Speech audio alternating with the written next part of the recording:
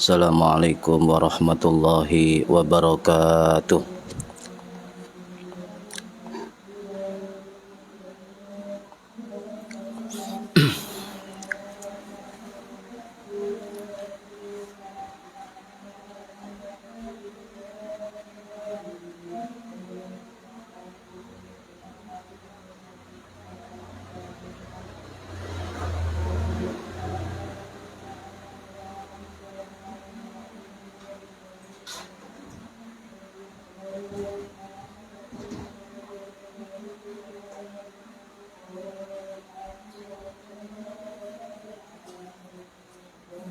Tasyahud.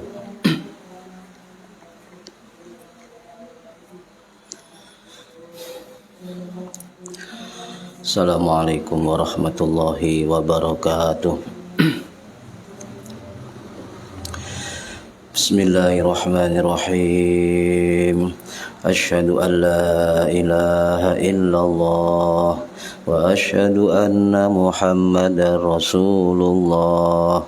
Asyhadu an la ilaha illallah wa asyhadu anna Muhammadar Rasulullah. Asyhadu an la ilaha illallah wa asyhadu anna Muhammadar Rasulullah. Astaghfirullahal azim alladzi la ilaha illa huwal hayyul qayyum wa atubu ilaih. Astaghfirullahal azim alladzi la ilaha illa huwal hayyul qayyum wa atubu ilaih. Astaghfirullahal azim alladzi la ilaha illa huwal hayyul qayyum wa atubu ilaih. Allahumma salli ala sayyidina Muhammad wa ala alihi wa sahbihi wa sallim.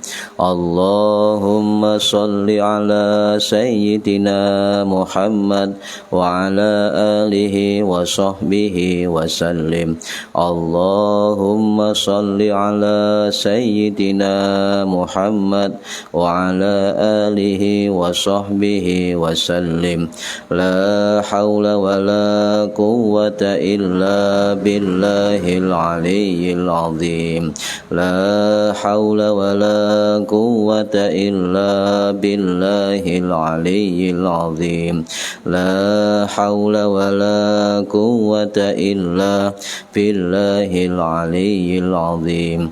Allahu akbar kabira walhamdulillahi katsira wa subhanallahi bukratan wa asila. Inni wajjahtu wajhiya lilladzi fataras samawati wal ard hanifan musliman wa ma ana minal musyrikin. Inna salati wa nusuki wa mahyaya wa mamati lillahi rabbil alamin la syarika lahu wa bidzalika umirtu wa ana minal muslimin. At-tahiyyatul mubarakatus salawatut thayyibatu lillah. Assalamu alayka ayyuhan nabiyyu wa rahmatullahi wa barakatuh. Assalamu alayna wa ala ibadillahis salihin. Ashhadu an la ilaha illallah wa ashhadu anna Muhammadar Rasulullah. Allahumma salli ala sayyidina Muhammad wa ala ali sayyidina Muhammad kama sallaita ala sayyidina Ibrahim wa ala ali sayyidina Ibrahim wa barik ala sayyidina Muhammad wa ala ali sayyidina Muhammad kama barakta ala sayyidina Ibrahim wa ala ali sayyidina Ibrahim fil alamin innaka Hamidum Majid. أعوذ بالله من الشيطان الرجيم بسم الله الرحمن الرحيم إلى حضرة النبي المصطفى محمد صلى الله عليه وسلم وعلى آله وصحبه أجمعين لهم الفاتحة أعوذ بالله من الشيطان الرجيم بسم الله الرحمن الرحيم الحمد لله رب العالمين الرحمن الرحيم مالك يوم الدين إياك نعبد وإياك نستعين اهدنا الصراط المستقيم صراط الذين أنعمت عليهم غير المغضوب عليهم ولا الضالين رب اغفر لي ولوالدي آمين هدية منا إلى أرواح مشايخنا ولمعلمينا ولمربي روحنا ولمن أجازنا ولمرشدنا ولعلمائنا ولمؤسس والمشايخ نهضة العلماء أجمعين ولأولياء تسعة ولصنع أجمعين خصوصا إلى روح سلطان الأولياء الشيخ عبد القادر الجيلاني رضي الله عنه خصوصا إلى روح مربي روحنا شيخنا كهر رحمه الله خصوصا إلى روح مصنف مؤلف كتاب بداية الهداية Hujjatul Islam Al-Imam Muhammad bin Muhammad Al-Ghazali At-Tusi Asy-Syafi'i Al-Asy'ari rahimahullah wa ila arwahi masyayikhina fil mahad Tabu Ireng Jombang ajma'in wa ila arwahi masyayikhina fil mahad Darul Ulum Rejoso Peterongan Jombang ajma'in wa jami'i usulihim wa furu'ihim wa aswajihim wa dzurriyyatihim wa ahli silsilatihim wa muridihim wa muhibbihim wa jam'iyyatihim radhiyallahu anhum lahumul Fatihah. A'udzu billahi minasyaitonir rajim. Bismillahirrahmanirrahim. Alhamdulillahi rabbil alamin arrahmanir rahim maliki yaumiddin iyyaka na'budu wa iyyaka nasta'in ihdinas siratal mustaqim siratal ladzina an'amta 'alaihim ghairil maghdubi 'alaihim waladdallin rabbighfirli wa liwalidayya amin thumma ila abaina wa ummahatina wa jaddatina wa jaddatina wa ila arwahi man fataha hadhil qaryah wa man aqamaha wa li jami'il muslimina wal muslimat wal mu'minina wal mu'minat al-ahya'i minhum wal anwan khususan ila arwahi ahli kubur man hadara fi hadzal majlis ghafarahumullah lahumul Fatihah.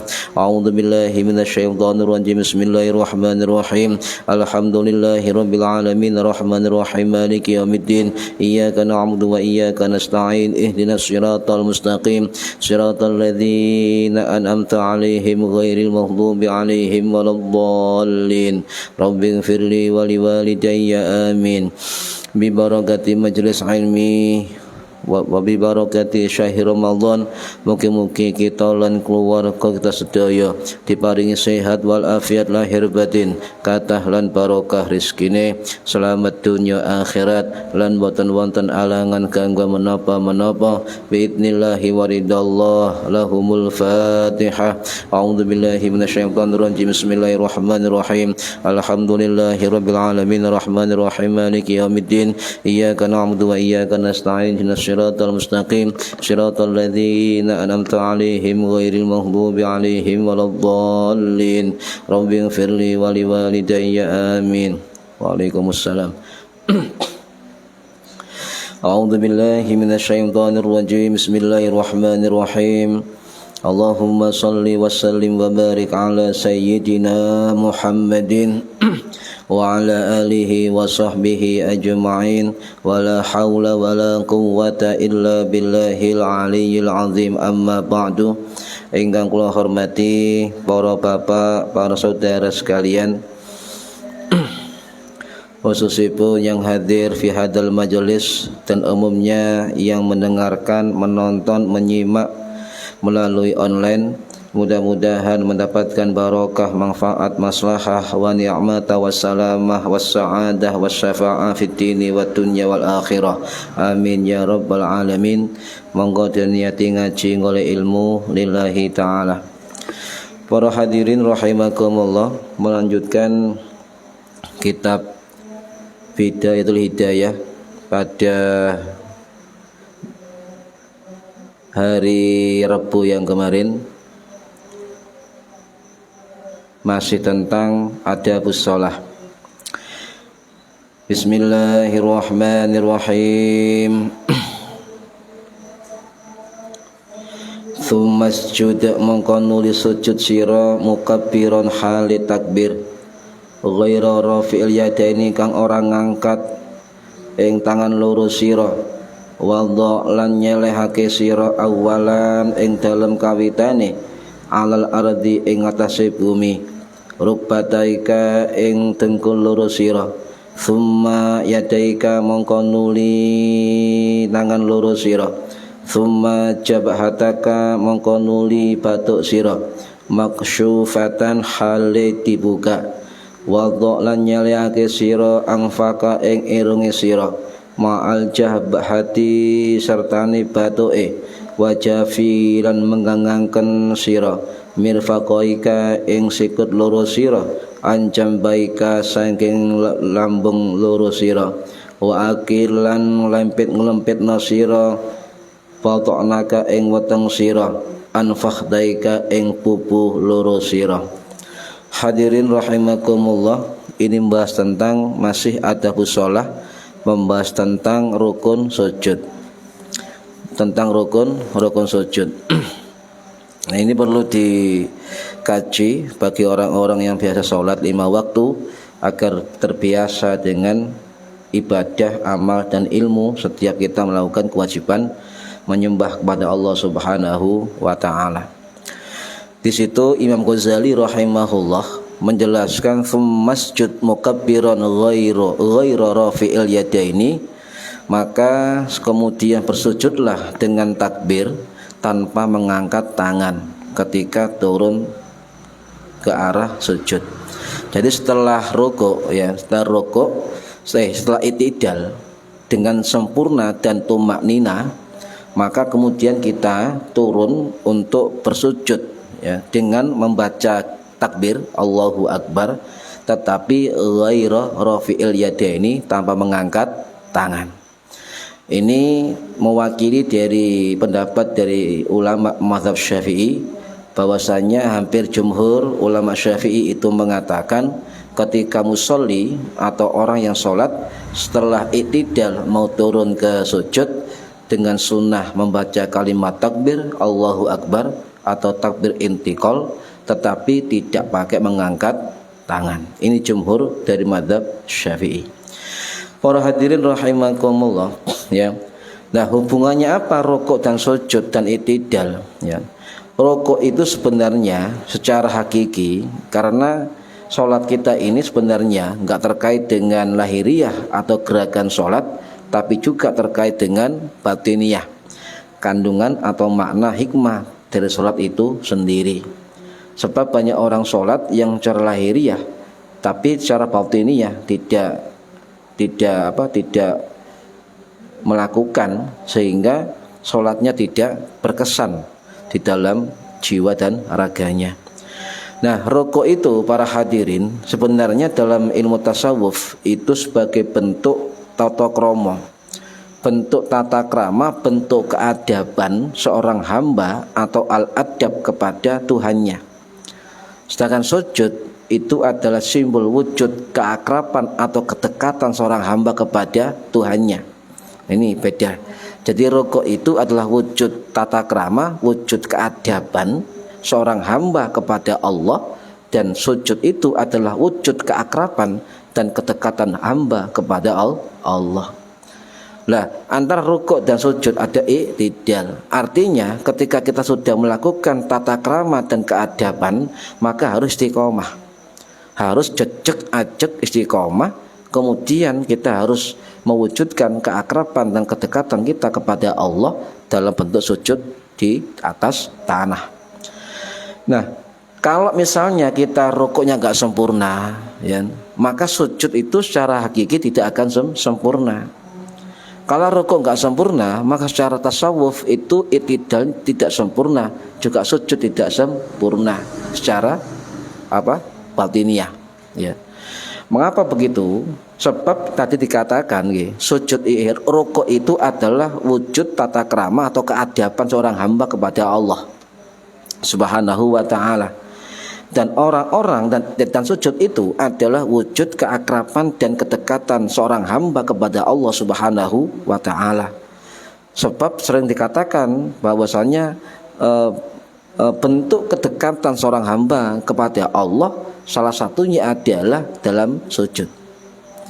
Jadi kita dalam titik nadir kerendahan ya fisik kita itu adalah semakin dekat kepada Allah. Lah sujud kita wujud dari apa? Wujud dari keakraban dan kedekatan kepada Allah harus melalui fase apa? Fase keakraban dan keadaban kepada Allah. Jadi faktor atau fase keakraban dan kedekatan harus melewati fase ketundukan dan keberadaban ya, dan itu dimediasi oleh namanya iktidal, jejak ajak istiqomah. Nah ini akan mewujud kepada hakiki sholat. Kalau kita gagal meraih ketundukan dan keadaban di dalam sholat, maka kita gagal pula untuk meraih wujud kedekatan dan keakraban kita kepada Allah Subhanahu wa ta'ala. Makanya kata Imam Ghazali dikatakan dalam kitab yang lain bahwasanya mengapa rukuk itu dilakukan sebelum sujud. Itu adalah makna hakiki atau makna batiniah antara hubungan antara rukuk, i'tidal dan sujud. Jadi kalau kita sudah sujud, sudah mengatakan itu dekat, akrab, tunduk ya, tunduk atau juga fase ketundukan, fase keadaban kepada Allah, maka jati diri kita harus lepas semua. Semua lahir batin kita pasrahkan kepada Allah melalui rukuk. Jadi kita akrab kepada Allah. Kita tunduk kepada Allah, kita tawadhu kepada Allah, kita merasa rendah ya di hadapan Allah, maka seharusnya diiringi dengan sikap bagaimana ya hati kita itu menghilang penyakit di dalam hati. Keegoisan kita, keegoan kita harus dihilangkan ketika sudah posisi dalam rukuk. Tidak mungkin seorang hamba akan mencapai derajat kedekatan dan keakraban kepada Allah dalam bentuk sujudnya kalau dia rukuknya tidak diimbangi dengan menghilangkan sifat kebesaran dirinya, tidak diimbangi dengan membuang penyakit hati di dalam dirinya. Salah satu penyakit yang sering kita lakukan ya, baik saya, sampean atau yang mendengarkan semuanya, adalah egoisme. Egoisme, mau menang sendiri, mau benar sendiri ya. Itu salah satu bentuk dari egoisme. Punya status, punya jabatan, punya harta, punya ilmu, punya nasab yang mulia, itu dijadikan sebagai kebanggaan diri. Maka siapapun ya, baik itu keturunan yang mulia dari siapapun dan manapun, tapi kalau merasa ego lebih tinggi dari yang lain, maka seyogyanya sejatinya dia dalam rukuknya mengalami kegagalan. Jadi egoisme termasuk sifat ananiyah ya, egoisme apa jari aku kok, pokoknya gak aku-akuan. Itu egoisme atau membuang sifat ananiyah. Juga termasuk membuang sifat inniyah. Apa inniyah itu? Merasa besar diri, merasa paling penting, merasa paling dibutuhkan, merasa paling berfungsi, merasa paling berperan dan sebagainya. Sehingga kalau ada orang yang kira-kira juga ikut berperan, ikut andil bagian, itu orang itu merasa tersaingi, merasa dikecilkan, merasa tidak dihormati, dan merasa ancaman nanti statusnya, penghargaannya, pengakuannya dari orang lain terhadap keberadaannya itu khawatir hilang dari dirinya. Kalau itu masih ada dalam diri kita, dan bahkan kita sebagai orang yang biasa sholat, maka harus meraba kembali. Ternyata rukuk kita belum masuk dalam batiniyah kita, sebab egoisme, ananiyah, dan inniyah masih melekat dalam diri kita. Ini rumus ya. Barang siapa yang masih ada ego dalam dirinya, egoisme, ananiyah, sifat kebanggaan dirinya dengan status yang dimiliki, inniyah, maka dia tidak akan bisa sampai kepada hakikat sujud ke hadapan Allah Subhanahu wa ta'ala. dimediasi oleh sarana istiqomah, iktidal. Ini ya, jejak ajek, tumak ninah, sabar, telaten, disiplin dan sebagainya. Sadar, iktidal itu harus keseimbangan antara pendekatan lahiriah sholatnya dan pendekatan batiniyah sholatnya. Inilah fungsi iktidal di antara rukuk dan sujud. Nah, ini kalau membahas tentang batiniyah menurut Imam Ghazali. Sehingga sholat kita itu saya yakin sampai semua ini sholat tiap hari, bahkan 5 waktu, bahkan sholat sunnah, bahkan sering sholat di dalam kesehariannya, di pagi harinya, siang harinya, sore harinya, malam harinya, sampai sepertiga malamnya, ya itu selalu sholat. Tetapi sering kita lupakan bahwa sholat itu sebenarnya bukan terkait dengan ucapan, dengan gerakan saja, tetapi juga terkait dengan aspek lahiriah dan aspek batiniyah yang kita seimbangkan dalam sholat kita sehari-hari. Nah, ini awal dari bagaimana kita melakukan ya kontekstualisasi ya makna dari rukuk, dari iktidal dan dari sujud sebelum bahas tentang rukun-rukun atau fikihnya sujud. Okay. Nah, para hadirin rahimakumullah, Imam Ghazali mengatakan ya, "Tsummasjud mukabbiran ghaira rafi'il yadaini." Setelah selesai iktidal dengan sempurna dan tumakninah, maka kemudian turunlah untuk bersujud kepada Allah mukabbiran dengan membaca Allahu Akbar ya, ghaira rafi'il yadaini, tanpa mengangkat tangan. Paham ya? Jadi di situ hanya ada sunnah ketika turun ke sujud dari iktidal adalah membaca apa? Kalimat takbir Allahu Akbar. Dan inilah yang dikatakan dalam fikih sebut takbir intikal atau takbiratil intikalat. Takbir yang menyertai perpindahan gerakan di dalam sholat. Nah, membaca takbir ketika dari iktidal ke arah sujud Allahu Akbar itu kesepakatan ulama hukumnya sunnah ya. Sedangkan ngangkat tangan raf'ul yadaini ketika mau ke sujud itu tidak sunnah. Sunnah. Tapi bagaimana kalau ada orang ya itu ketika turun dari iktidal ke arah sujud itu pakai angkat tangan. Tetapi jelas di dalam mazhab Syafi'i ya, baik itu pendapat Imam Ghazali, baik pendapat Imam Nawawi, Imam Ar-Rafi'i dan sebagainya, itu jelas tidak disunnahkan dalam mazhab Syafi'i. Ya, itu cukup mengatakan kalimat Allahu Akbar terus turun ke arah sujud tanpa mengangkat tangan. Ini para hadirin rahimakumullah ya. Kenapa begini? Sebab salah satu riwayat yang masyhur dari sahabat Abu Hurairah radhiyallahu an yang wafat tahun 678 Masehi di Baqi Madinah, hadis sahih Imam Bukhari rahimahullah yang wafat tahun 870 Masehi di Bukhara Samarkand, itu ada dawuh Kanjeng Nabi ya, summa yaqulullahu akbar, summa yaqulu Allahu akbar. Jadi Abu Hurairah itu ya, itu meriwayatkan kemudian Nabi mengucapkan Allahu Akbar hina yahwi sajidan, ketika akan turun ke arah sujud, tanpa ada penjelasan mengangkat tangan.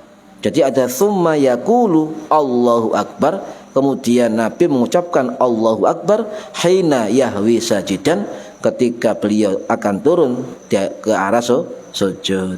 Yeah. Maka saya ulangi, takbir Allahu Akbar dari iktidal ke arah sujud itu hukumnya sunnah. Namanya takbir intikal. Takbir intikal ya. Jadi takbir perpindahan ke gerakan. Saya ulangi, turun ke arah sujud dengan pakai kalimat Allahu Akbar itu ghaira rafi'il yadaini, tanpa mengangkat tangan. Ya, ini jumhur ulama. Ya. Bahkan ya Ibnu Umar radhiyallahu an ya, itu yang wafat tahun 693 Masehi di Makkahul Mukarramah, Ini juga hadis sahih, beliau menceritakan tentang satu sisi sholat Nabi Muhammad SAW ketika beliau lihat sendiri Nabi sholat. Jadi Ibnu Umar ini melihat Nabi sholat dengan matanya sendiri, dan juga beliau tahu di mana saja tempat-tempat Nabi ya mengangkat tangan. Tahu Nabi angkat tangan saat ini, di sini, di dalam sholat. Bahkan beliau mengatakan ya, wala yaf'alu dzalika hina yasjudu, dan beliau tidak mengerjakan demikian. Artinya Kanjeng Nabi tidak melakukan angkat tangan hina yasjudu, ketika beliau sujud, tidak angkat tangan. Ini hadis sahih Imam Bukhari rahimahullah. Atau ada redaksi lain dengan teks Imam Muslim rahimahullah yang wafat tahun 875 Masehi di Naisabur Iran, wala yaf'alu dzalika fis sujud, dan Nabi tidak melakukan yang demikian, maksudnya raf'ul yadain, mengangkat tangan di dalam sujud. Paham ya? Jadi turun ke arah sujud tidak usah angkat tangan, cukup kalimat takbir Allahu Akbar. Lah bagaimana ketika ada orang, sampai pernah melihat ya di televisi dimanapun, itu ada orang ketika ke arah sujud pakai angkat tangan. Bagaimana hukumnya? Ya. Nah, kalau misalnya ya kita kadang-kadang kan lupa ya, saking semangatnya sholat, saking kencengnya sembahyang, kadang-kala mau turun ke arah sujud pakai angkat tangan. Disengaja atau lupa, itu tidak membatalkan sholat, tidak membatalkan sholat. Ya, tidak membatalkan sholat. Sebab apa? Sebab Nabi sendiri pernah melakukan demikian. Ya, Nabi pernah melakukan demikian. Sehingga barangkali ada yang sengaja melakukan atau lupa melakukan dengan angkat tangan ke arah sujud, maka itu sholatnya tidak batal. Tidak batal sholatnya. Sebab apa? Simpel, Nabi pernah melakukan, tapi nggak sering, kan itu. Nah, itu berarti Nabi, apakah Nabi sengaja lupa? Tidak. Nabi menunjukkan bahwa ini loh gerakan-gerakan yang sampean tiru, kalau begini maka tidak membatalkan sholat. Ya. Ini. Nah, ada riwayat dari sahabat beliau, ya, sahabat Malik bin Al-Huwairis, ya, Al-Laithi, atau terkenal dengan julukan kunyah Abu Sulaiman.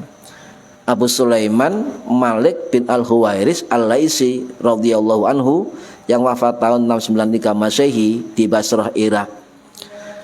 Nah, siapa Malik Al-Huwairis? Ya, sinten niku radhiyallahu an? Ternyata sahabat Malik bin Al-Huwairisi ini adalah santri kalong Kanjeng Nabi. Terus santri kalong sampean. Santri sing mulih budal, sampean santri kalong berarti. Gak nginep. Nah, sampean sebagai sahabat Malik bin Al-Huwairis, ya, Al-Laithi radhiyallahu an. Jadi di pondok itu ada dua santri, santri mukim yang betul-betul bermukim menginap di pesantren, ada santri kalong, wae ngaji tok teko, gak ngaji mulih, akeh gak teko. Itu santri kalong, ya. Jadi santri kalong. Jadi ada santri alumni pondok walaupun nggak menetap, tapi kalau pernah ngaji ke kiai pesantren maka cukup dikatakan santri dari kiai di pondok pesantren itu. Jadi posisi dari sahabat Malik bin Al-Huwairis ini adalah santri kalong dari Kanjeng Nabi. Loh, ada santri mukim? Ada. Zaman Nabi ada namanya Ahlus Sufa, Ashabus Sufa. Itu santri mukim di emperan Masjid Nabawi, atau sekarang mungkin di belakang dari makam Kanjeng Nabi, anak panggung. Sampai kalau umur haji itu ya dari Raudhah itu keluar agak ke belakang, ada panggung agak tinggi, ya, panggung lebih tinggi lah, kira-kira sak ini luasnya. Itulah pondoknya Ahlus Sufah, pondok Ahlus Sufah. Jadi Malik Al-Huwairis ini adalah santri kalong Kanjeng Nabi. Jadi zaman Nabi itu wis ono santri mukim Ahlus Sufah, ono santri kalong. Jadi kalau ada orang mengatakan ya itu sunnah, pesantren itu sunnah Kanjeng Nabi, ya Cuma bentuk pesantrennya ya nggak sama dengan zaman Kanjeng Nabi. Ya nggak sama. Kalau ilmunya, nyantrinya itu sama. Nah, kemudian kenapa dia dikatakan santri kalong zaman Kanjeng Nabi? Ya, Malik bin Al-Huwairis ini sebab beliau datang ngajinya tidak menetap, ya. Nanti pulang, teko senau mulai, teko senau mulai, ya. Itu santri kalong, pulang pergi.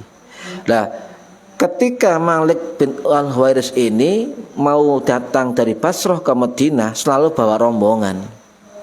Sekitar ada yang 3 orang, kapan waktu kemudian 10 orang, kapan hari kemudian 20 orang, itu menetap sampai maksimal 20 hari.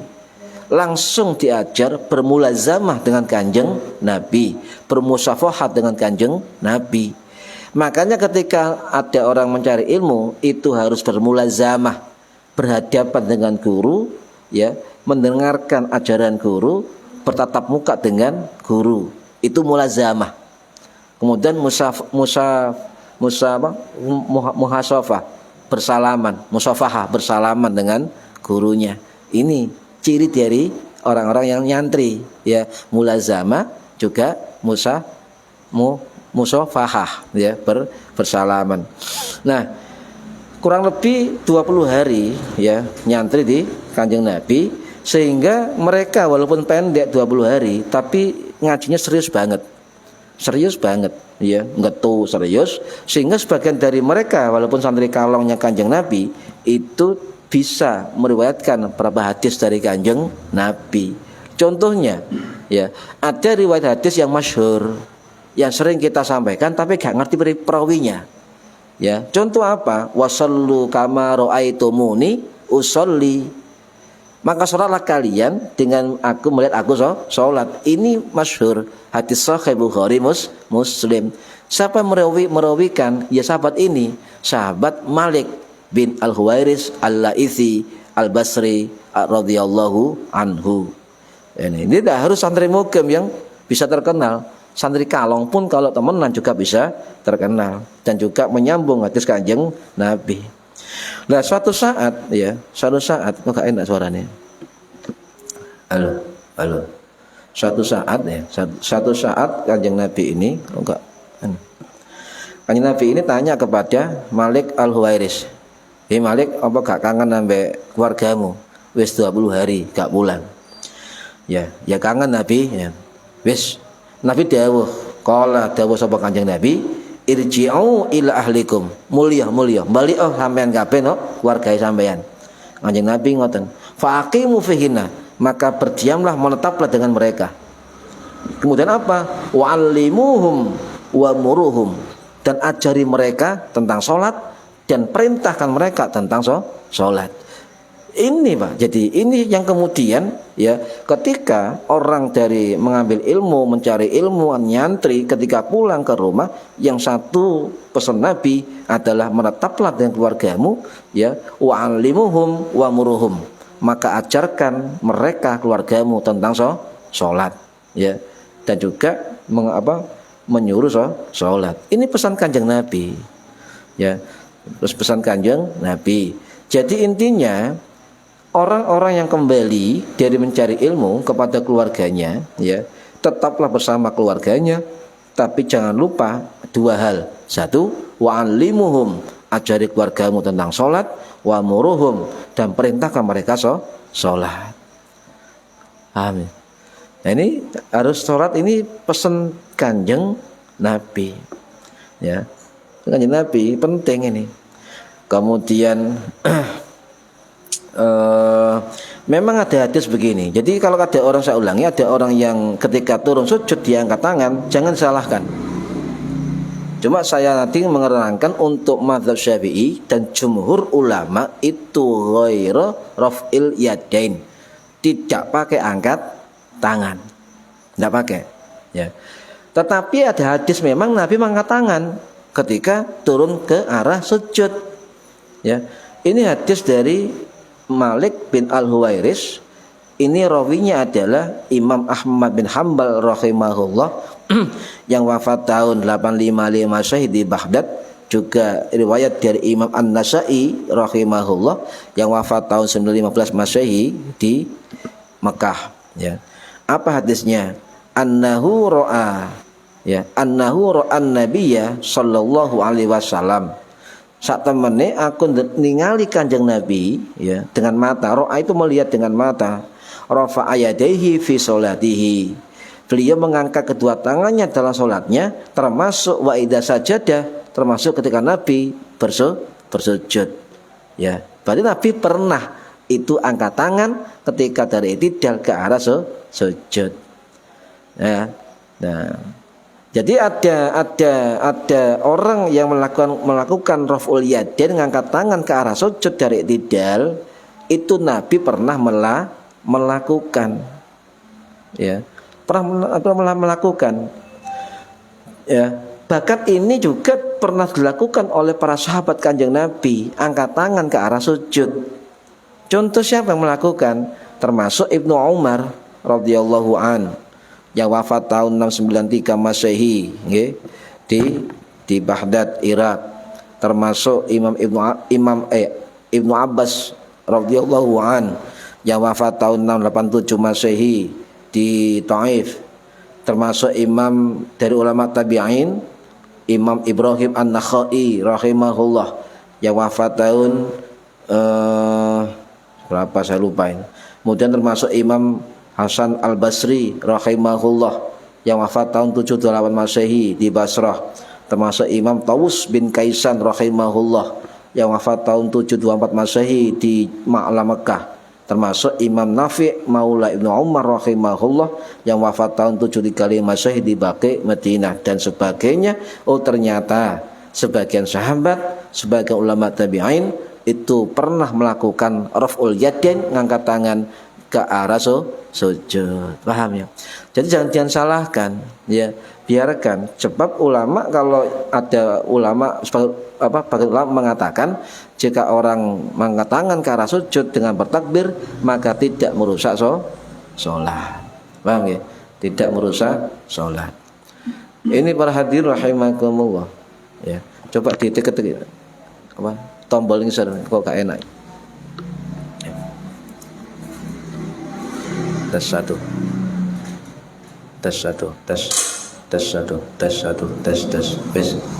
Mas. Baik, para hadirin rahimakumullah. Oh, enteng kan? Saya lanjutkan, ya. Bahkan salah satu ulama tabi'in yang bernama Imam Abdurrahman bin Mahdi bin Hasan bin Abdurrahman Al-Ambari Al-Basri, atau dikenal dengan Imam Abdurrahman bin Mahdi rahimahullah yang wafat tahun 814 Masehi di Basrah, Irak, itu mengatakan mengangkat tangan ketika ke arah sujud itu sunnah, kata beliau, ya kan? Sunnah. Jadi memang ada sebagian ulama yang membolehkan, mensunahkan angkat tangan ketika ke arah sujud. Dan ini ada riwayat pernah diamalkan Imam Ahmad bin Hanbal atau Imam Hambali, dan juga ada yang mengatakan mengangkat tangan ke arah sujud juga dilakukan oleh Imam Malik bin Anas rahimahullah yang wafat tahun 796 Masehi di Baqi Madinah, dan termasuk ada satu pendapat dari ulama mazhab Syafi'i, ya. Jadi intinya sampean mazhab Syafi'i tidak disunahkan raf'ul yadain fi sujud, tetapi ada orang lain yang melakukannya, maka jangan disalahkan, ya. Jangan salahkan. Nah, itulah namanya takbir intikal. Yang dimaksud takbir intikal itu apa? Takbir dengan kalimat Allahu Akbar, hukumnya sunnah. Takbir yang mengiringi perpindahan gerakan sholat, ya. Jadi ada yang mengatakan takbir intikal Allahu Akbar selain takbiratul ihram itu ada yang wajib. Ulama itu dulu ada yang mewajibkan, tetapi jumhur ulama mengatakan sunnah. Ini termasuk pendapat Ibnu Abbas radhiyallahu an, termasuk pendapat Ikrimah, ya, Maula Ibnu Abbas rahimahullah, juga termasuk pendapat dari jumhur ulama tabi'in. Jadi takbir intikal ya itu hukumnya sunnah setiap perpindahan sholat kecuali ketika bangkit dari rukuk memakai tasmi sami Allahu liman hamidah ya. Nah, ada pendapat wajib ketika takbiratul intikal. Ya, kalau mazhab Syafi'i sunnah. Ya. Kalau mazhab Hambali termasuk pendapat Imam Hambali itu mengatakan kalau di sholat fardu, sholat wajib, maka takbir intikal kalimat Allahu Akbar itu wajib. Tapi kalau di sholat sunnah hukumnya sunnah. Makanya lihat ono wong sholat tarawih kate takbir. Oh barangkali ikut pendapat mazhab Hambali. Jadi takbir intikal itu dalam sholat wajib hukumnya wajib, dalam sholat sunnah hukumnya sunnah. Ini pendapat dari mazhab Hambali atau Imam Hambali. Nah ini diterangkan ya, diterangkan oleh mazhab Syafi'i beda dengan ulama Hambali. Ulama Syafi'i salah satu yang mengatakan penting, sangat penting ketika takbir intikal dibaca dalam sholat ya. Itu salah satunya yang mengatakan begini adalah Syekh Sulaiman Al-Bujairimi Asy-Syafi'i rahimahullah yang wafat tahun 1806 Masehi di Mesir dalam kitab Hasyiah Al-Bujairimi Al-Khatib. Beliau mengatakan ya, anna takbiratul intiqalati mujma'un 'alaiha ya fakanat akada. Beliau mengatakan saat menit takbir intikal itu mujma'un, disepakati oleh para ulama, fakanat akada, dan itu di sunat kesunahannya itu muakkad, lebih kokoh ya, tapi tetap tidak wajib ya. Mengapa beliau mengatakan fakanat akada, bahwa takbir intikal itu adalah dikokohkan sunnahnya, dikuatkan sunnahnya, atau dalam bahasa fikih sunnah muakkad. Maka kita eman kalau tidak mengucapkan takbir intikal ya, eman ini. Dan juga sunnah melafadzkan takbir setiap kali perpindahan gerakan sholat ya, ini juga dikatakan sunnah oleh ulama Syafi'i kontemporer, termasuk dalam kitab Al-Fiqhu Manhaji ala Madhabil Imam Syafi'i, karangannya Syekh Mustafa Said Al-Khin, Syekh Mustafa Dzib Al-Bugha, dan Syekh Ali As-Surbaji rahimahumullah, yang mengatakan bahwa takbir intikal itu dalam mazhab Syafi'i hukumnya sunnah kecuali bacaan dari rukuk ke arah i'tidal, memakai bacaan tasmi sami Allahu liman hamidah, itu juga sunnah ya. Ini. Dan bagaimana ketika takbir dan gerakan turun sujud ya, takbir dan gerakan turun ya, bagaimana, apakah persamaan atau tidak kan itu. Atau ono imam sing takbir sih kan Allahu Akbar sujud, ono sing bareng ngangkat tangan ya sampai ya bareng bacaan takbir sampai ke arah sujud, panjang bacaannya Allahu Akbar ya kan. Ono sing Allahu Akbar terus sujud ya. Itu bagaimana ya dengan hal ini? Maka menurut Imam Syafi'i dan ulama Syafi'i ya, takbir intikal itu saya ulangi, hukumnya memang sunnah hayat. Sunnah hayat. Sampai gak ngelakoni loh gak masalah. Sunnah hayat itu ditinggal tidak masalah. Nggak usah diulangi, nggak usah sahwi. Sunnah hayat, kecuali sunnah abad mendekati wajib, termasuk doa qunut, tasyahud awal. Itu adalah sunnah abad dalam mazhab Syafi'i. Ya kalau nggak ngelakoni itu sampean harus sujud syahwi. Ya, bacaan takbir ya dari mulai bagaimana, apakah takbir itu dari mulai awal sampai turun ke arah sujud? Ulama beda pendapat. Ada yang mengatakan kalimat takbir Allahu Akbar dimulai ketika gerakan pertama ya berbarengan sampai menetapnya dahi di arah sujud. Allahu Akbar ya. itu barengan. Jadi panjang, agak panjang kalimat takbirnya. Lamnya agak panjang sampai bisa 7 harokat. Allahu Akbar, gitu ya. Ini dari mazhab Syafi'i begitu. Ya. Termasuk ini adalah yang dilakukan oleh Imam Syafi'i. Agak panjang. Jadi mulai dia turun Allahu Akbar sampai dahi nempel ke arah tempat sujud. Ini adalah pendapat dari ulama mazhab Syafi'i. Sunnah dibareng gerakan angkat tangan. Ada yang mengatakan tidak sunnah dibarengkan dengan angkat tangan. Nah, mazhab Syafi'i mengambil pendapat sunnah dibarengkan dengan angkat tangan. Ya. Loh, ini dijelaskan oleh banyak ulama.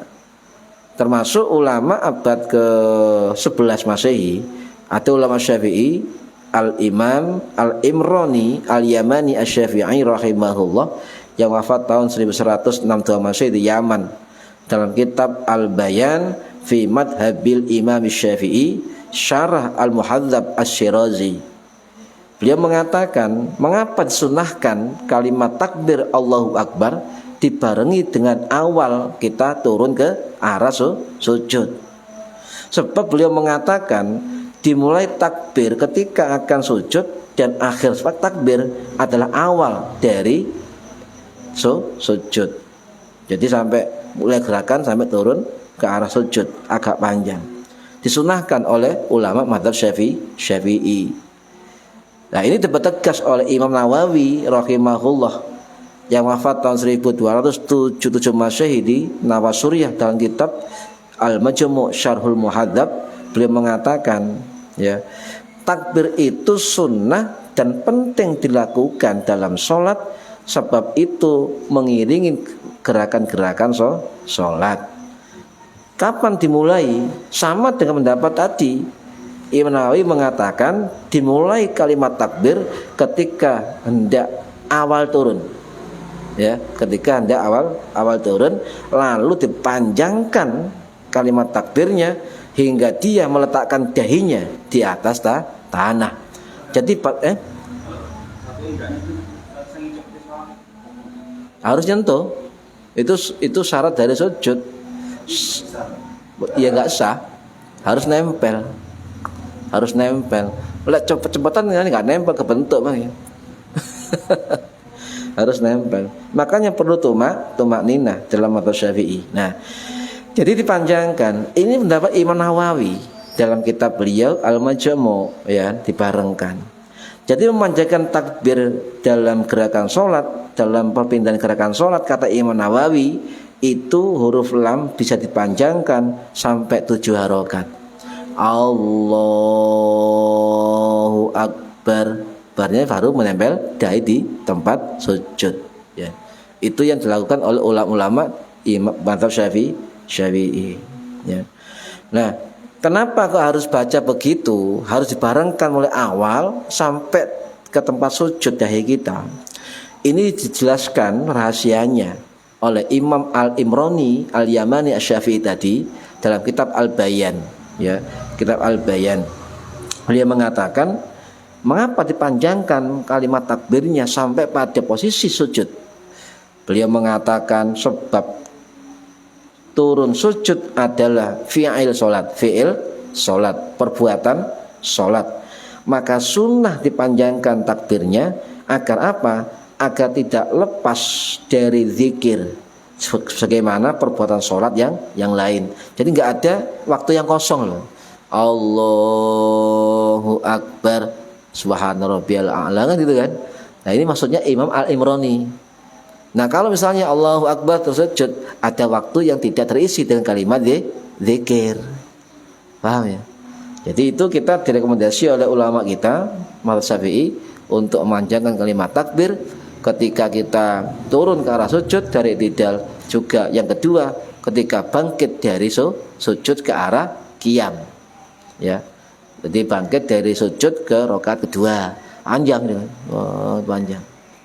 Nah, kalau misalnya dari sujud ke arah rakaat itu bagaimana panjangnya? Tergantung sampean melakukan duduk istirahah atau tidak, kan gitu. Ya, di dalam madzhab Syafi'i ketika rakaat pertama terus sujud, bangkit ke rakaat kedua, maka disunahkan duduk istirahat dulu. Duduk istirahat. Sekedar baca subhanallah. Lah, kapan awal takbir ketika bangkit dari sujud?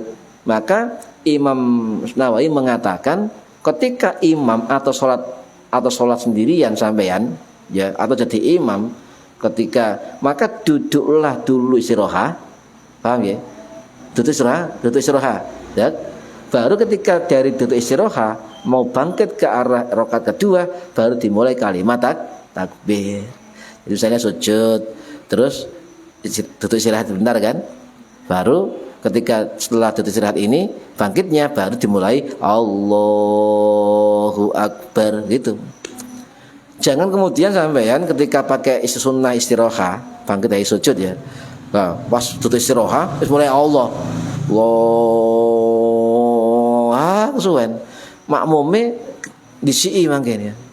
Makanya ketika makmum sujud, imam melakukan doa duduk istirahat, jangan baca takbir dulu. Ya, bangkit dari sujud, duduk istirahat dulu, baru ketika mau berdiri dimulai Allahu Akbar, sehingga imam mendapatkan sunnah duduk istirahat. Nah, ini menurut Imam Nawawi.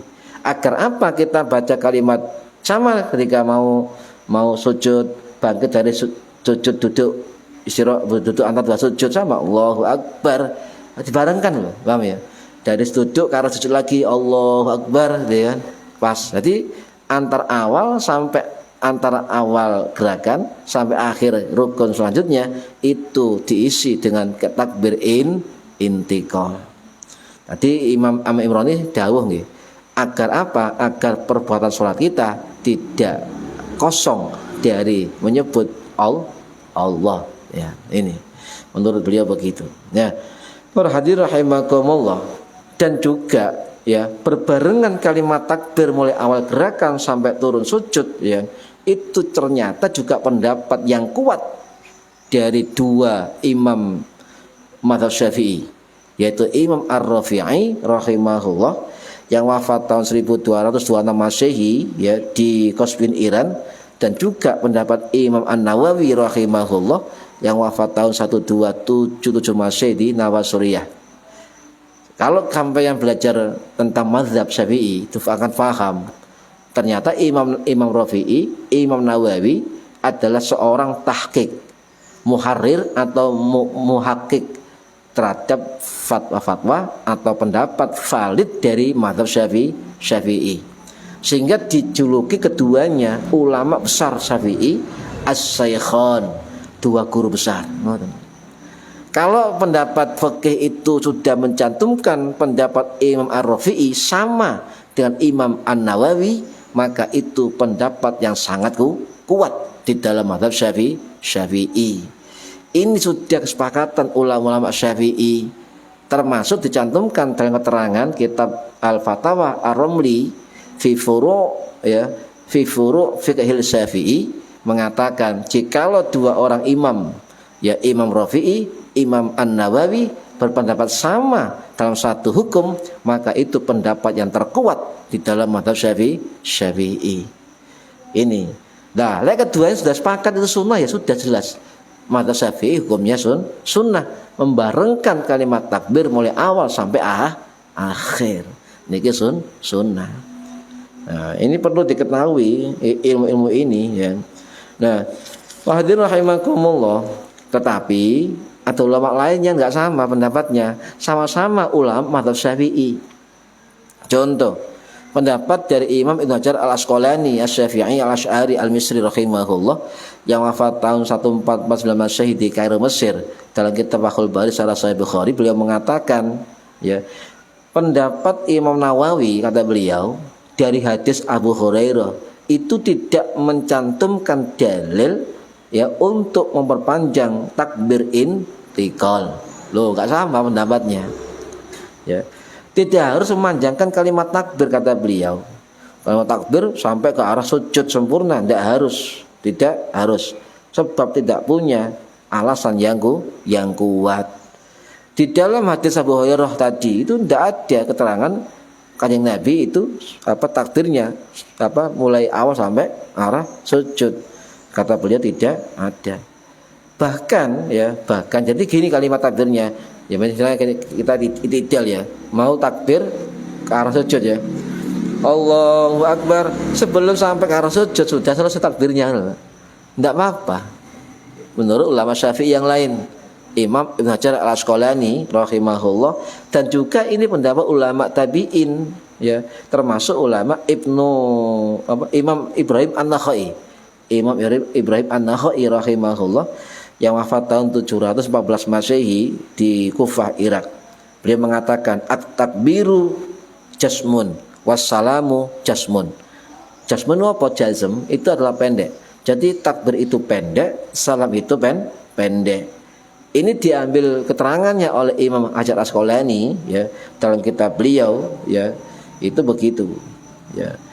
Ada lagi juga pendapat dari ulama tabi'in Imam Ibnu Mubarak rahimahullah ya, yang wafat tahun 797 Masehi itu di Irak, mengatakan takbir intikal tidak harus panjang. Tidak harus panjang. Bukan kemudian takbir intikal tidak boleh panjang, bukan. Tidak harus panjang. Makanya kalau kita belajar fikih salat, kita mendengar keterangan ulama yang saiki di YouTube itu kadang-kadang enggak sesuai dengan penjelasan mazhab. Enggak sama, enggak sesuai kadang-kadang enggak banyak enggak sesuainya ya. Ya. Nah, itu pendapat ulama tabi'in tidak harus panjang. Termasuk pendapat dari Imam At-Tirmidzi rahimahullah ya, atau terkenal dengan Imam Abu Isa yang wafat tahun 892 Masehi di Termes, Uzbekistan, itu mengatakan ya, takbir intikal tidak harus panjang. Jadi dua model begini. Tadi saya ulangi ya. Ini orang sholat. Allahu Akbar. Pas tek wakbar ya. Yang kedua kata imam tadi, yang golongan kedua, Allahu Akbar. Paham ya? Sehingga oleh siji sampai gerakan isi Allahu Akbar. Tapi bagaimana, tidak apa-apa ya. Dikhawatirkan apa? Dikhawatirkan sampai gerakan dulu kemudian kemudian takbir, maka makmum itu khawatir ketinggalan dari imam. Nah ya apa, imam sujud syek, makmumnya turun sujud ya. Ini jadi yang bagus, yang boleh, yang jumhur, yang paling sunnah ya adalah membarengkan bacaan kalimat takbir intikal sampai pada rukun yang lain, dari i'tidal ke arah sujud awal sampai Allahu Akbar ya, sampai dahi menempel ke arah tanah. Atau yang kedua ya, Allahu Akbarnya barengan dengan awal gerakan, tapi selesainya enggak harus pada sujud. Allahu Akbar. Nah itu ya, itu yang kita bisa lakukan. Dan yang ketiga, Allahu Akbar. Nah ya lek makmumnya ngerti, lek sujud bingung kan, Allahu Akbar ya, bingung makmumnya. Jadi itu disunahkan untuk membarengkan ya, membarengkan. Nah ini pendapat dari ulama Syafi'i jumhur ya. Jadi saya ulangi lagi, di dalam mazhab Syafi'i ada dua pendapat ya. Jumhur ulama Syafi'i mengatakan bacaan takbir intikal berbarengan dengan awal ya gerakan sampai sujud dengan takbir yang agak panjang. Ini yang pertama, ini jumhur, ini mayoritas. Yang kedua, sebagian kecil dari ulama Syafi'i mengatakan takbir itu awalnya awal gerakan, tapi selesainya tidak harus sujud. Ya tadi ya. Jadi pendek. Nah, sekarang gini pertanyaannya. Ketika mau sujud, dengkul sih apa tangan sih? Sampeyan nemu, dengkul sih. Amin. Nah, soalnya durung kotak-kotak dengkul. Lek dengkul tak kelotak, angkat tangan sih. Nah, gimana? Bukan benar gak benar ya. Ini masalah keutamaan saja. Masalah keutamaan.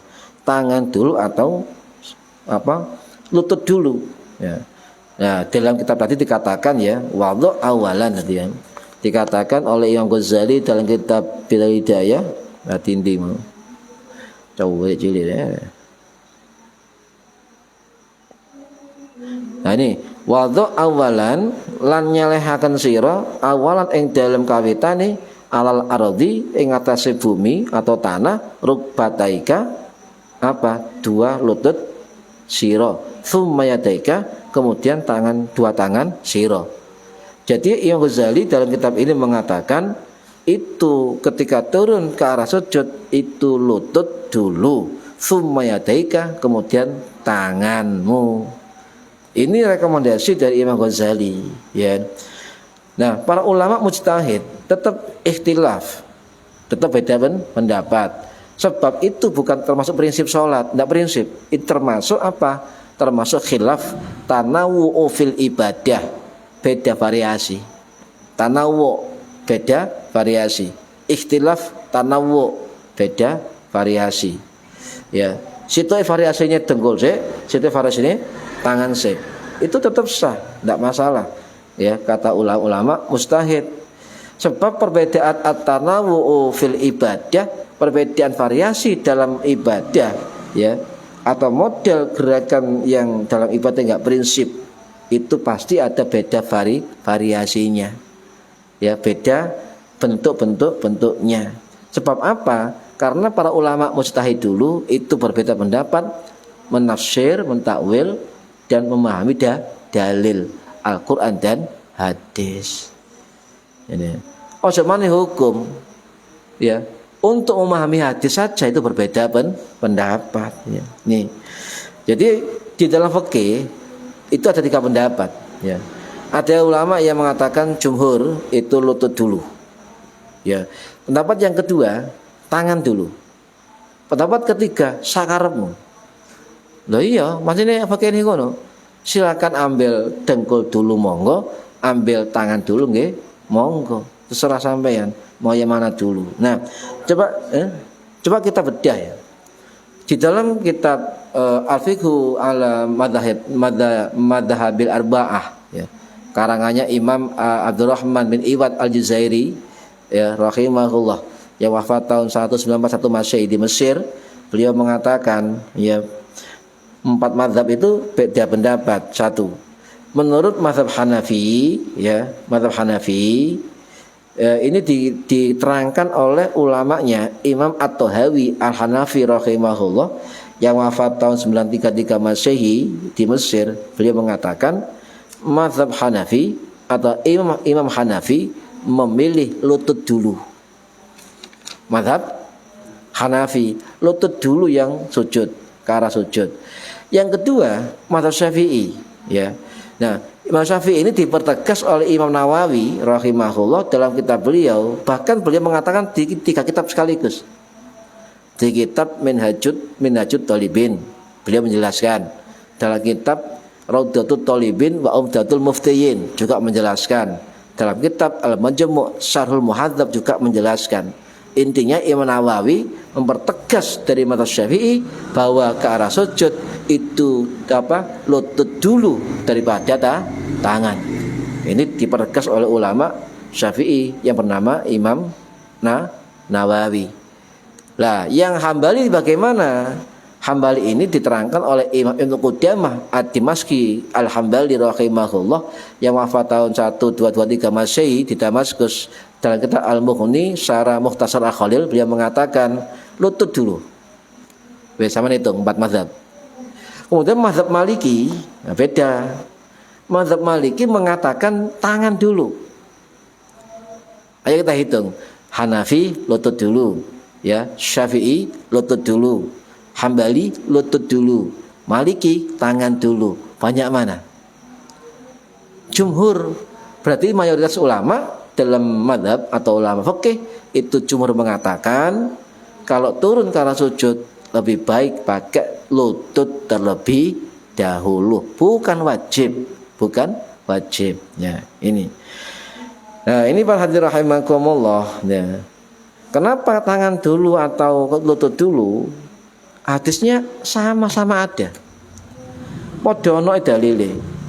Termasuk ini riwayat dari sahabat Wa'il bin Hujrin bin Sa'ad atau Abu Hunaidah Al-Hadrami radhiyallahu anhu. Ya, itu beliau mengatakan dinukil oleh Imam Az-Zahabi Asy-Syafi'i rahimahullah sing wafat tahun 1348 Masehi ya di Damaskus. Dalam kitabnya, kitab Syiar A'lamin Nubala, beliau mengatakan, ya, ra'aitu Rasulullah sallallahu alaihi wasallam idza sajada wada'a rukbatayhi qabla yadayhi. Ya, saya melihat Rasulullah ketika sujud idza sajada, ketika Nabi sujud wada'a rukbatayhi, meletakkan kedua lututnya qabla yadayhi, sebelum dua tangannya. Ini hadis sahih, termasuk riwayat dari Imam Abu Dawud yang wafat tahun 889 Masehi di Qasvin, Iran. Pendapat dari Imam At-Tirmidzi rahimahullah yang wafat tahun 892 Masehi di Termes, Uzbekistan. Termasuk riwayat Imam An-Nasa'i rahimahullah yang wafat tahun 915 Masehi di Mekah. Juga termasuk pendapat Imam Ibnu Majah rahimahullah yang wafat tahun 87 Masehi di Qasvin, Iran. Abu Dawud di Basrah dia. Nah, ini riwayat. Jadi selisihnya ulama itu tidak hanya menghukumi lutut dulu atau tangan dulu. Beliau mengatakan ulama itu juga berpendapat menanggapi hadisnya. Ya. Jadi Nabi itu ketika ra'aitu Rasulullah idza sajada wada'a rukbatayhi qabla yadayhi. Ini sebagai ulama mengatakan hadis ini ya sahih. Sebagai ulama mengatakan hadis ini dhaif. Itu sudah beda-beda status hadisnya. Ya. Contoh, ulama yang mengatakan dhaif hadis tadi, ya, itu termasuk Imam Al-Baihaqi rahimahullah yang wafat tahun 1066 Masehi di Naisabur, Iran. Ya. Termasuk juga Imam Ad-Daraqutni rahimahullah yang wafat tahun 995 Masehi di Baghdad, Irak. Ya, ini yang mendhaifkan. Sedangkan yang mensahihkan banyak sekali, termasuk Imam Tirmidzi, Imam At-Tahawi, Imam Al-Baghawi, Imam Ibnu Qayyim, Imam Al-Hakim, Imam Ibnu Asy-Syikin, Imam Ibnu Al-Mulaqin rahimahumullah. Mereka mengatakan hadis tadi itu sahih, ya. Hadis sahih. Lah, walaupun Imam Ad-Daraqutni, Imam Al-Baihaqi mengatakan dhaif, tetapi dalam kitabnya beliau juga mengatakan hadis ini dhaif tetapi mempunyai syawahid, penguat dari jalur yang lain. Kalau ada hadis dhaif, tapi hadis lain ada yang menguatkan sama isinya, hampir mirip isinya, itu berarti apa? Hadis dhaif bisa menjadi hadis hasan. Ya, tergantung syahidnya, tergantung penguatnya. Jadi selain riwayat tadi, riwayat dari Wa'il bin Hujrin, ada lagi jalur lain, riwayat sahabat sahabat Anas bin Malik Al-Ansari radhiyallahu anhu. Ya, ini beliau juga melihat Nabi ketika ke arah sujud, ya, itu dengkul dulu, ya. Nah, termasuk juga mengatakan Ibnu Huzaimah, ya, Imam Al-Hakim, Imam Ad-Daraqutni, Imam Al-Baihaqi juga dalam kitabnya selain itu mengatakan ya, hadis dari riwayat Anas bin Malik dari Hujrin tadi, Wa'il Hujrin itu juga ada penguat jalur yang lain, ya, ada syawahid dari Ibnu Umar. Oh, saling menguatkan kan ini kan. Lah kalau ada saling menguatkan dan isinya hampir sama, berarti itu penguat atau syawahid, bisa dijadikan pegangan. Ini kan. Ini jumhur. Dan ada jumhur ulama mazhab, dan jumhur ulama sekarang, juga jumhur kalangan sahabat, jumhur kalangan ulama salaf.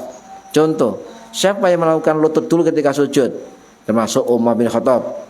Ya, ini terangkan dalam kitab Fiqh Sunnah karangannya Sayyid Sabiq rahimahullah yang wafat tahun 2000 yang lalu. Jadi sahabat yang melakukan dengkul dulu, lutut dulu ketika sujud termasuk Umar bin Khattab radhiyallahu an yang wafat tahun 64 Masehi di Masjid Nabawi. termasuk Ibrahim An-Nakhai, Imam Muslim bin Yasar, Imam Sufyan Ats-Tsauri, Imam Syafi'i, Imam Ahmad bin Hanbal, Ishaq Ar-Rahawai, dan juga Imam Hanafi. Ini mengatakan apa? Kalau sujud itu dengkul dulu, lutut dulu daripada tangan dulu. Paham? Ya, ini kan lutut dulu. Ini jumhur ulama. Jumhur ulama. Bahkan ulama kontemporer lah katakanlah, mendapat dari Syekh Mustafa Az-Zuhaili rahimahullah yang wafat tahun 2015 yang lalu di Suriah. Beliau mengatakan dalam kitabnya, kitab Afiqul Islam wa Adillatuhu, bahwasanya orang yang di dalam mazhab Syafi'i itu ketika turun sujud maka lutut dulu daripada tangan. Menurut beliau dalam kitabnya tadi, ini pendapat jumhur ulama di dunia. Lutut dulu. Ya, lutut dulu. Bagaimana dengan tangan dulu? Seperti pendapat mazhab sinten? Maliki. Itu lutut dulu kalau turun ke sujud. Contoh. Ya. Ini keterangan dari riwayat Anas bin Malik. Ini keterangan dari Imam Malik, pendiri mazhab Maliki, yang berpegang pendapat tangan dulu daripada lutut. Ya, dipertegas. Lah, kembali ke ulama kita.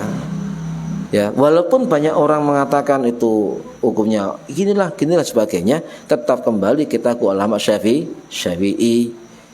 Dan dipertegas oleh Imam Nawawi dalam kitab Al-Majmu' Syarhul Muhadzab. Beliau tegas mengatakan, bahkan beliau juga mengambil pendapat Imam Syafi'i sendiri dalam kitab Al-Um. Madhabuna innahu yustahabbu ayyuqaddima fis sujud ar-rukbataini. Mazhab kami, mazhab kami Syafi'i, ya, innahu yustahabu, saat teman itu adalah dianjurkan, disenangi, disukai, disunahkan apa? Ayyuqaddima fis sujud, mendahulukan ke dalam sujud ar-rukbataini, dua lutut. Summa yadaini, kemudian tangan, ya. Summa jabhata, kemudian dahi, wal anfa, dan hidung. Itu urutan dari 7 anggota badan di dalam sujud.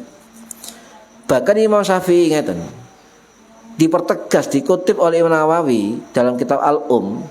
Imam Syafi'i dawuh, qala Syafi'i dawuh sama Imam Syafi'i fil ummi, dalam kitab Al-Um, uhibbu ayyabtadi'a takbira ke iman wa yuhittu wa ka'annahu sajidun. Saya senang ketika dimulai takbir dari i'tidal ke arah sujud, ya. Ini summa annahu yakunu awwala ma yadau al ardi minhu rukbataihi summa yadaihi. Imam Syafi'i dawuh sendiri bahwasanya, ya, itu awal turun ke arah sujud adalah minhu rukbataihi, memakai kedua lutut terlebih dahulu, ya. Summa yadahi, kemudian kedua tangan. Ini pendapat sinten? Imam Syafi'i. Nah, ini, ya, beliau mengatakan juga, kalau tangan dulu, kata Imam Syafi'i, karohtuhu, aku gak menyukainya. Imam Syafi'i, aku gak seneng ngono iku, Jawa ya. Aku gak seneng. Aku nganggap itu makruh, kata Imam Syafi'i. Ya. Namun jika jika dilakukan, tidak perlu i'adah, mengulangi sholat atau sujud sahwi. Nah, inilah sudah tegas, baik ulama Syafi'i berpendapat demikian, termasuk juga Imam Syafi'i dalam kitab Al-Um juga berpendapat demikian. Nah, kembali ke Imam Ghazali, ya, tidak hanya beliau menerangkan dalam kitab ini Bidayatul Hidayah, beliau juga tegas, ya, mengambil pendapat dari kitab Ihya Ulumuddin. Al-Ghazali itu mengatakan lutut dulu, baru kedua telapak tangan. Sama dengan dalam kitab ini Bidayatul Hidayah, beliau juga ada pendapat kitab lain, kitab Ihya Ulumuddin. Paham ya? Lah, karena sekarang ini saya betul kata Profesor Dr. Sahal Mahfud rahimahullah, Rais dulu ya, yang wafat tahun 2014 yang lalu di Kajen Pati. Dia mengatakan khilaf atau perbedaan pendapat tentang lutut dulu atau tangan dulu, kata beliau, itu adalah tidak terelakkan, perbedaan abadi. Ini kata beliau, enggak terelakkan. Monggo dipilih, kata beliau. Silakan dipilih mana yang diyakini dan mana yang dipahami. Ya, itu boleh memilih. Ya ini, mbuh sampean lutut dulu, mbuh tangan dulu, monggo. Kata Gus Baha, yang penting nyaman kita dalam beribadah. Ya, ini.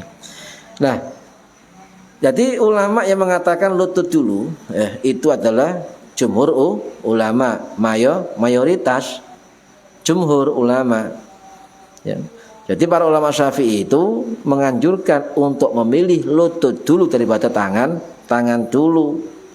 Lah kita sebagai pengikut Syafi'i yang jumhur juga harus konsekuen. Berarti kalau kita mengambil keutamaan sholat, itu kita ketika dalam keadaan sujud, ya, dalam keadaan sujud itu lutut dulu daripada tangan dulu, ya. Nah, contoh begini, negara-negara yang memakai lutut dulu ketika sholat itu paling jumhur, paling banyak. Contoh Turki, India, Pakistan, Afghanistan, ya, sebagian Mesir, kemudian Afrika Barat, Indonesia, Malaysia, Brunei, Filipina, apalagi Yaman, Palestina, Arab Saudi. Ya, ini memakai lutut dulu kebanyakan. Sedangkan yang dari mazhab Maliki itu tangan dulu, itu seperti Afrika Utara, Tunisia, Maroko, ya, Aljazair, dan juga Mesir sebagian. Jadi kita memetakan, oh ini negara yang akeh mazhab Hanafiye, iki akeh mazhab Malikinya. Di Asia Tenggara ada mazhab Syafi'i dan seterusnya. Nah, kalau tangan dulu gimana? Ya monggo, ya. Sakarep sampean tinggal pilih, kata Kiai Sahal Mahfud. Tapi guru saya ketika ngaji kitab ini mengatakan tetap dari santrinya dianjurkan lutut dulu, dengkul sik yang mudun. Nah, itu pun jika dalam keadaan normal atau tidak ada uzur, tidak ada masyakoh, kesulitan. Apa artinya? Jikalau kita yang semula pakai pendapat lutut dulu, kemudian ada faktor penghambat, penyakit, kegemukan. Saya boleh kegemukan kok angel, ya. Angel lungguh angel. Takhiyat akhir yo angel. Takhiyat awal yo angel, gak gelem suwe. Ngadeg yo pegel. Nah ini, ya. Nah ini faktor, kalau faktor itu faktor enggak normal, maka boleh menggunakan tangan dulu baru lutut terlebih dahulu. Contoh sampean dengkuli ono udune misalnya kan. Nah, itu sampean dengkul sik meledos sampean, ya. Maka karena ada uzur sakit lututnya, boleh untuk apa? Tangan dulu. Nah ini para hadirin rahimakumullah. Coba sampean masih ingat ada berapa anggota sujud? 7. Apa ya? Ajabha, dahi, ya. 2 telapak tangan, wa butunul kaffaini, 2 telapak tangan, ya. Kemudian waruk badani, 2 lutut, wa butunu asabi'ir rijlaini, dan jari-jari kedua kaki. Itu 7 anggota sujud yang harus kita lakukan, ya. Harus menempel, contoh, ya, dahi ini harus menempel ketika posisi sujud. Bahkan ya, perintah 7 anggota sujud ini bukan dari ulama, tapi dari Kanjeng Nabi Muhammad sallallahu alaihi wasallam. Karena Ibnu Abbas itu pernah diperintah oleh Kanjeng Nabi, umirtu an asjuda ala sab'ati a'dhamin. Wahai Ibnu Abbas, ya, saya memerintahkan, aku diperintah untuk sujud dengan 7 anggota sujud. Berarti itu sudah hadis Kanjeng Nabi, dipakai oleh ulama fikih sebagai kesepakatan bahwasannya, ya, perintah untuk sujud itu ada 7 anggota sebagaimana perintah Kanjeng Nabi kepada Ibnu Abbas radhiyallahu anhu. Ini. Lah, bagaimana ketika nyun sewu ya dahi, contoh dahi ya. Imam Ghazali mengatakan dalam kitabnya juga ya. Nah, ketok mana? Ya. Summa jabahataka maksyufatan. Kemudian apa? Kemudian apa? Jidat batukmu maksyufatan halid dibuka. Jadi dahi ini itu harus apa? Los. Dan tidak ada penutup dahi, baik rambut atau apapun yang batuk kita tidak bisa nempel sempurna di dalam lantai atau tanah. Ini, ya. Nah, kalau misalnya sebagian bagaimana dahi menempel sebagian, jadi misalnya ono rambut ya, lalu rambut ya, ini terbuka, sebagian terbuka, sujud kemudian, bagaimana hukumnya? Ya, tidak berdosa, tetapi menyalahi keutamaan. Jadi nempel dahi itu, nyun sewu, terbuka hukumnya sunnah, semua mazhab. Ya, jadi dahi terbuka itu sunnah, terbuka itu sunnah bagi seluruh, bagi mazhab Hanafi, mazhab Maliki, dan mazhab Hambali, dan juga mazhab Syafi'i. Syafi'i terwajib.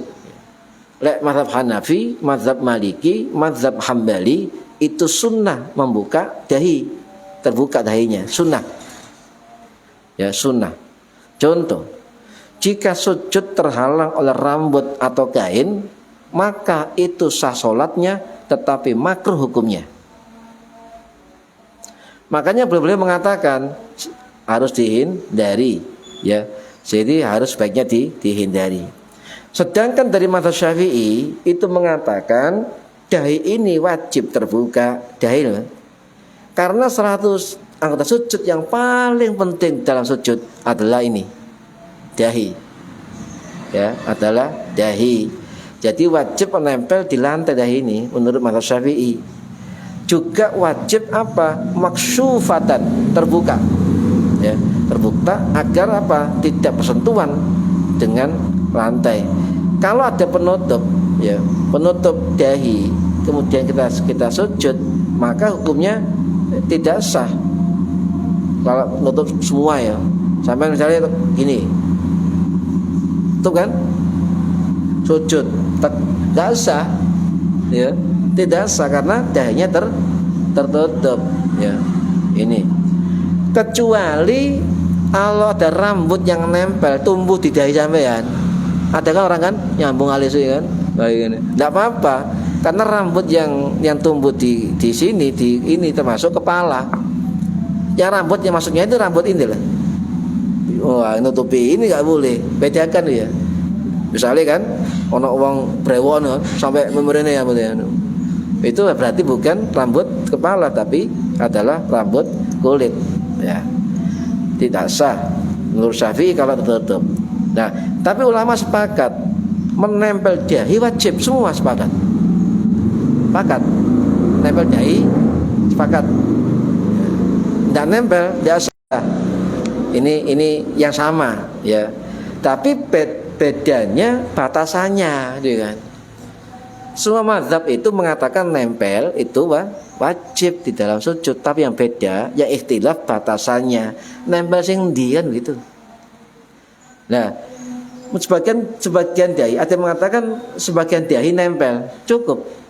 Sebagian dahi menempel cukup. Ini pendapat Imam Al-Haytami rahimahullah yang wafat tahun 1566 Masehi di Ma'la Mekah dalam kitab Tuhfatul Muhtad Syarhul Minhaj. Sebagian saja sah, ya, sah. Yang kedua dari mazhab Maliki mengatakan ya nempel sebagian kecil saja boleh. Mas sampean ndelok wong kopean sebatan kan ini kan.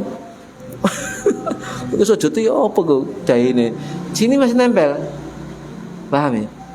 Bagi mazhab Maliki sah. Jadi kita harus luas wawasannya kan. Iku apa serbanan muter-muter. Iki sih naik dahi, sih sah ya. Mazhab Maliki. Sedangkan mazhab Hanafi harus menempelkan sebagian besar dahi. Jadi ini nempel kabeh. Ya, malah Syafi'i sebagian besar dai monggo, sebagian monggo Syafi'i. Ya. Jadi beda batasnya. Jadi minimal apa batasannya? Sebagian dai menempel terbuka, sebagian menempel terbuka. Jika sebagian rambut itu menghalangi dahi kita, sebagian rambut ya, 2 rambut, 1 rambut, misalnya kan, nempel di dahi kita, maka menurut ulama Syafi'i dianggap apa? Cukup dan sah. Karena guru kita dulu ketika mengambil dalil 1 rambut saja nempel di dahi dan dahi ini tidak terbuka, nggak sah kan gitu kan dulu kan. Tapi ulama sebagian Syafi'i mengatakan walaupun rambut itu terjumlah 1-2 lembar dalam dahi kita, tapi Imam Al-Haytami mengatakan jika sebagian terbuka dan nempel ke lantai sudah cukup dan sah. Jangan khawatir. Nah, cuma guru-guru kita dulu hati-hati mas. Makanya rambut kan kopi aja kan, kalau rambut belas yang bersih itu kehati-hatian saja. Tapi dalam rambut sisi loro yang di sini ya, menurut Imam Al-Haytami tadi ya, juga termasuk pendapat dari Ibnu Hajar Al-Haytami ya, Haytami itu mengatakan jika sebagai rambut menghalangi dahi dianggap tetap benar dan sah. Mau Syafi'i sing gak oleh apa rambut sampean poni pas ya poni udah nutupi dahi semua nggak sah. Tapi di siloro ya tetap cukup kata Imam Al-Haytami. Tapi hukumnya makruh. Hukumnya makruh ya. Nah ini juga pendapat dari Imam Asy'arbini rahimahullah dalam kitab Nihayatul Muhtaj dan juga kitab Muhnil Muhtaj dari Imam Khatib Asy'arbini rahimahullah. Nah, jadi saya ulangi, cukup dari mazhab Syafi'i bersujud sebagian dahi walaupun tertutup. Kini ana rambutnya, ikan enggak. Kan sebagian menempel sah cukup, tetapi sepakat ulama mengatakan makruh, bukan tidak sah. Orang tua dulu gini kan, kopi rambut juga kata kan terbuka kayak gini kan, kita katakan untuk kehati-hatian ya, kehati-hatian. Masih ada sebagian yang dahi yang terbuka masih ada, tetap sah, tetapi makruh, bukan tidak sah. Sehingga sah itu dahi kita tertutup poni kita, tutup kopiah kita, gitu kan, itu baru tidak sah. Dan sebagian masih sah ya. Ini sebagian dari ulama Syafi'i ya. Jadi jika rambut menutup lebat seluas dahi kita tidak sah, tidak sah. Ini menurut apa? Menurut mazhab Syafi'i khusus untuk laki-laki, untuk laki-laki. Sebab perempuan sholat itu mohon maaf walaupun nggak sujud, kalau ada rambut ketok di dahinya dalam mukenanya maka nggak sah ya. Itu adalah perempuan. Kalau laki-laki terlihat 1-2 rambut di sini tetap sah sebagian, tapi makruh ya. Tetap sah ya, 1-2 rambut nempel di dahi, tapi sebagian dahi masih bisa nempel ke lantai, tetap sah, tapi makruh dari mazhab Syafi'i ya. Nah, menutup dahi ke tempat sujud untuk perempuan ya, rambutnya kelihatan tok itu tidak sah, sholatnya boleh. Berarti apa? Penghalang wajah ya. Itu dalam sholat ada 2 ya. Satu penghalang wajah yang tidak ikut bergerak dengan kita. Apa? Alas. Apa? Tikar, kloso, sajadah. Ya, boleh. Enggak ada hukum gak tahu ngaji, gak sah. Karena apa? Dahi kita tidak nempel lemah. Misalnya kan, ono jadahi, ono karpete misalnya. Loh. Yang kedua apa? Penghalang yang menghalangi tempat sujud yang ikut bergerak dengan kita, bergerak ya. Rambut, kepala kan muka mudun, kopiah muka mudun, kan? Itu bergerak. Nah kalau kita sujud kemudian rambut yang ke bawah begini 1-2 lembar ya, tapi sebagian dari dahi kita terbuka dan nempel di lantai tempat sujud, itu ulama sebagian Syafi'i mengatakan cukup dan sah, tetapi makruh. Paham ya? Ini jadi cuman harus sah rambut gak sah tapi enggak apa-apa. Setelah itu enggak apa-apa, itu enggak apa-apa. Ya sebagian. Malah yang saya Buya Yahya itu pernah menjelaskan, saya ingat. Mana dalilnya yang satu rambut itu nutupi dahi nggak sah. Dari mana asalnya?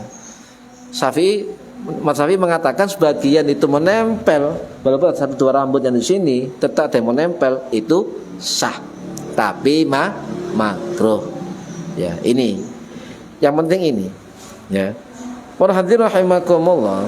Tapi oleh Imam Nawawi ya terbuka semuanya ini ya kan, terbuka semuanya dahi kita dan bersih dari penghalang apapun, maka itu dikatakan sah dan sunnahnya memang terbuka, dan itu dikatakan Imam Nawawi itulah sujud yang sempurna. Ini maksudnya begitu.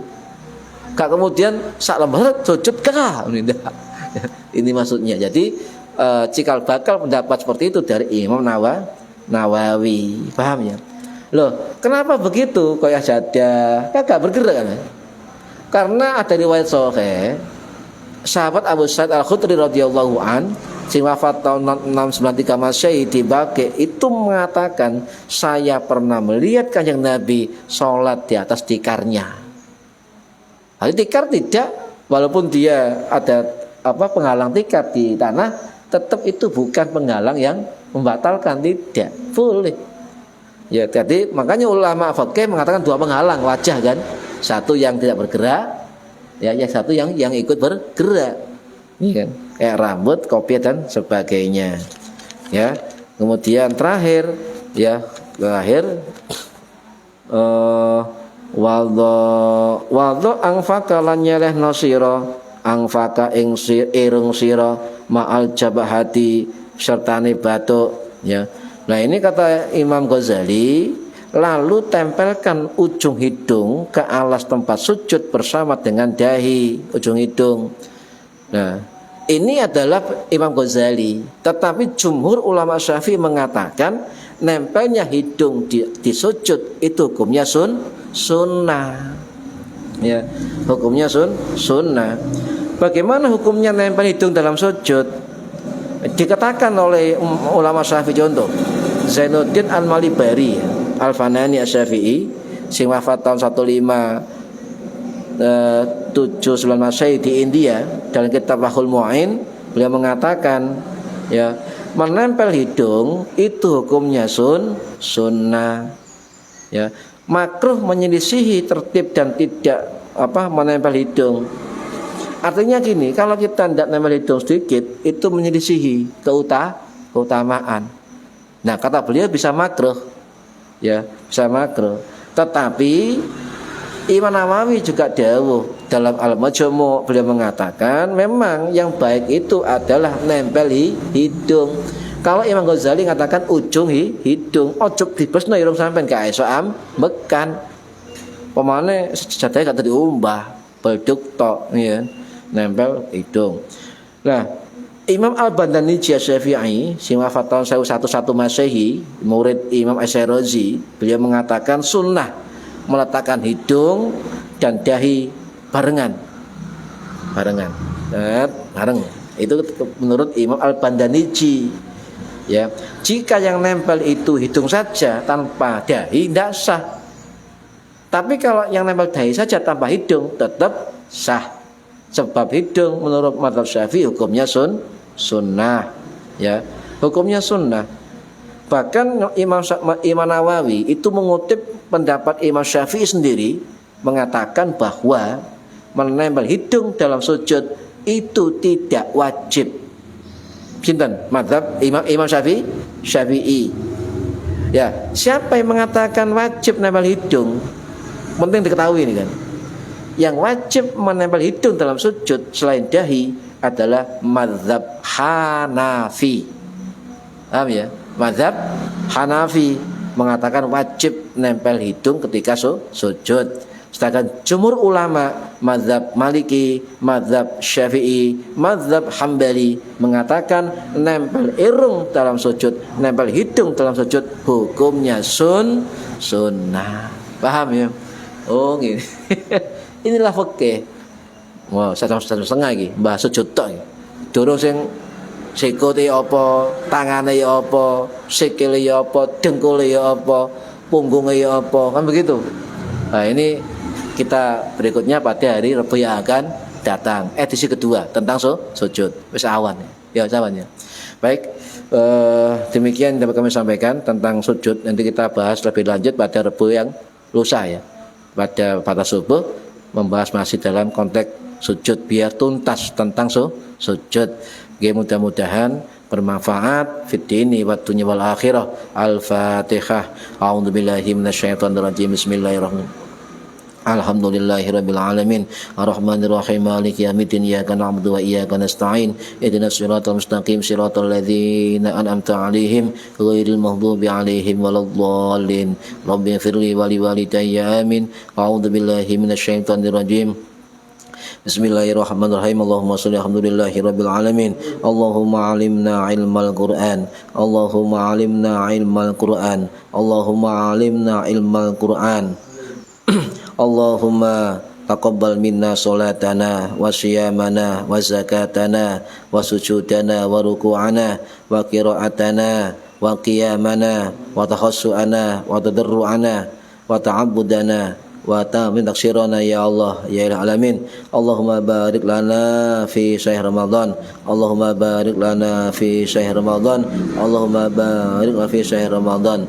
Rabbana atina fid dunya hasanah wa fil akhirati qina adzabannar. Wa sallallahu ala sayyidina Muhammad walhamdulillahi rabbil alamin. Wallahu a'lam bissawab. Assalamualaikum warahmatullahi wabarakatuh. Allahumma sholli ala Muhammad.